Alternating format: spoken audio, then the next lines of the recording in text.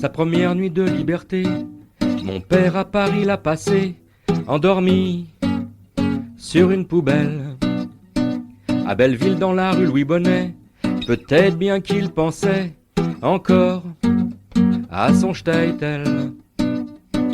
Ses seuls parents, sa seule famille, un cartable au cuir meurtri, des photos couleur sépia, quelques pièces d'or remises en confiance par un vague ami d'enfance, resté dans un camp quelque part.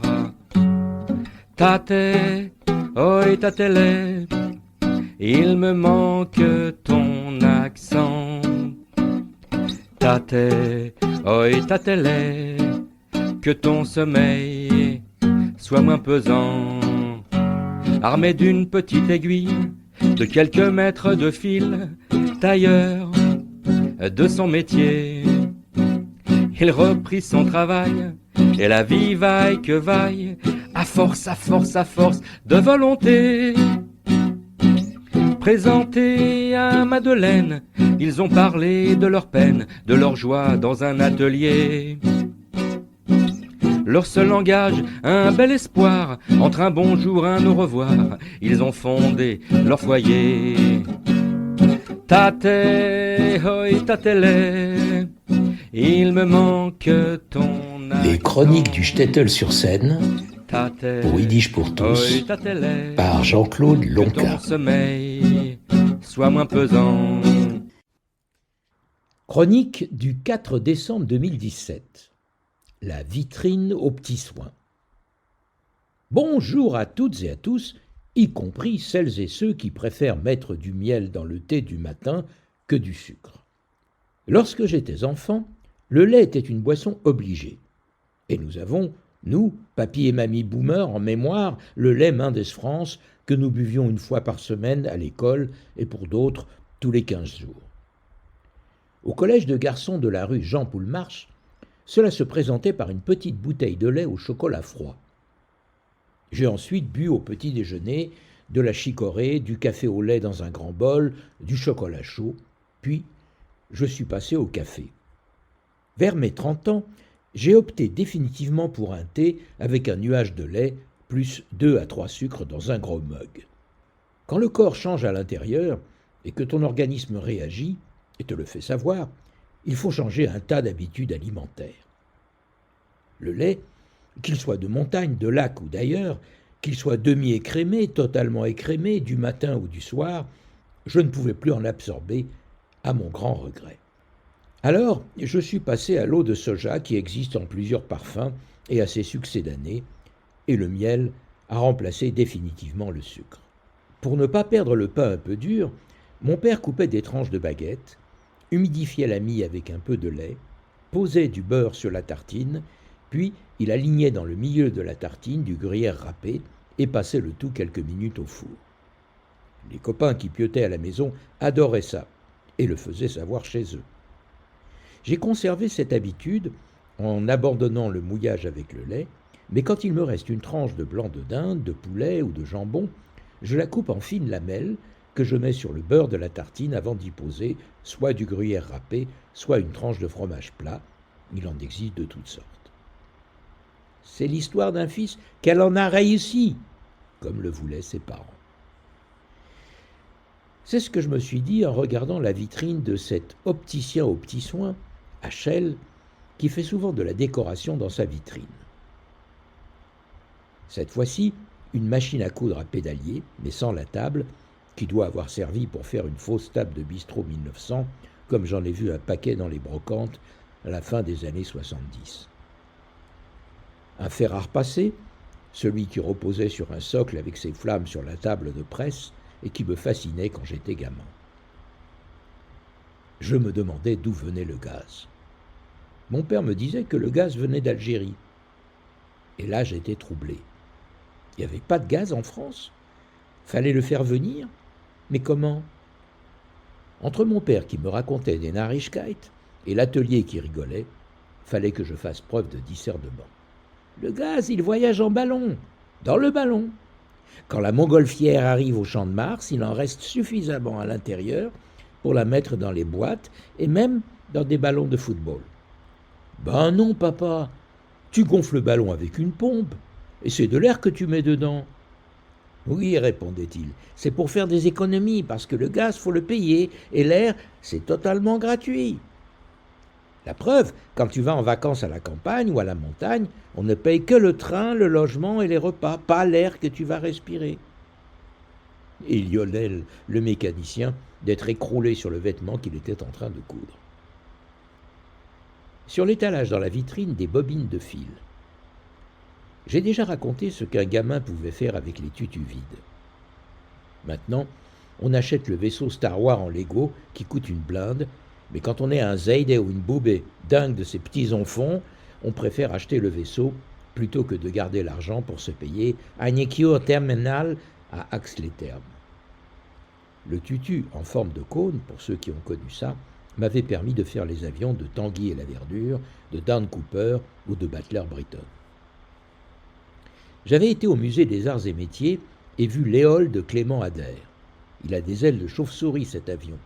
« Papa, comment je fais les ailes ?»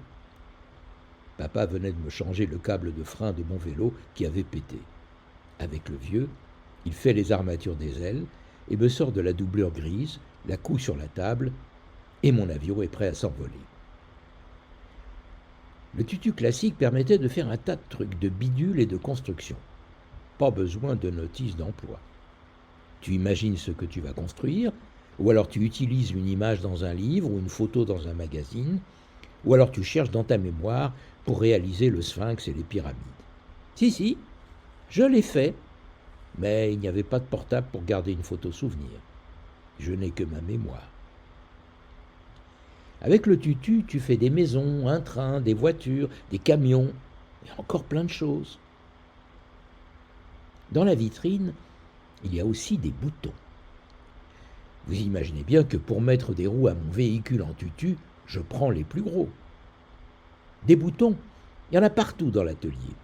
Dans les tiroirs de la table de coupe, dans des boîtes de biscuits posées sur des étagères, dans des sacs sous la table de coupe. La table de coupe, c'est la caverne d'Ali Baba. Papa a tendu des rideaux en doublure de couleur grise devant.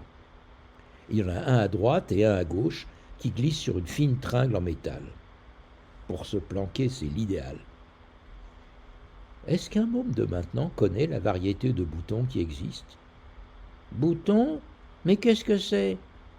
Vous 6-12, comme le demandait quelqu'un sur YPT. Les boutons ont 2 trous, ou 4. Certains ont des queues pour les coudre et pas de trous. J'ai encore ma machine à presse-boutons avec les pièces pour les différents boutons pression. Il me reste un minuscule petit stock. Il m'arrive, pour réparer un vêtement ou un sac, de l'utiliser encore. Chez Frenkel, j'en ai fait des réparations de parkas et de blousons aviateurs bleus et militaires kaki. C'était des Ivy Oxford, fabriqués en Italie. J'ai toujours mon blouson appelé Park, référence 801/DO. Les poignées en bord-côte sont pourraves, mais tout fonctionne. Fermeture à glissière et pression jamais réparée. La came était de qualité. Je le porte pour bricoler en hiver, il date des années 70. Mais je m'éloigne du sujet. Il a été retrouvé des boutons dans différents pays, datant d'Adam et Ève, si ce n'est avant qu'ils ne découvrent qu'ils étaient à poil. Tous les fibulanomistes vous le diront, tout est beau dans le bouton. Ouais, le fibulanomiste, c'est celui qui collectionne les boutons. Vous l'ignorez. Bon, ce n'est pas grave, ce n'est pas facile à placer dans une conversation. La première fois qu'il est fait mention d'un bouton dans un ouvrage littéraire, c'est dans la chanson de Roland. Oui, le copain d'Olivier, le promis de la douce Aude et le papa de Durandal. Bref, le neveu de Charlemagne, si bon avec les Juifs de son royaume. Je me souviens de mon premier duffel-coat de couleur beige avec ses boutons en corde. Et le plastoc est arrivé. Et les buffles peuvent dormir tranquilles.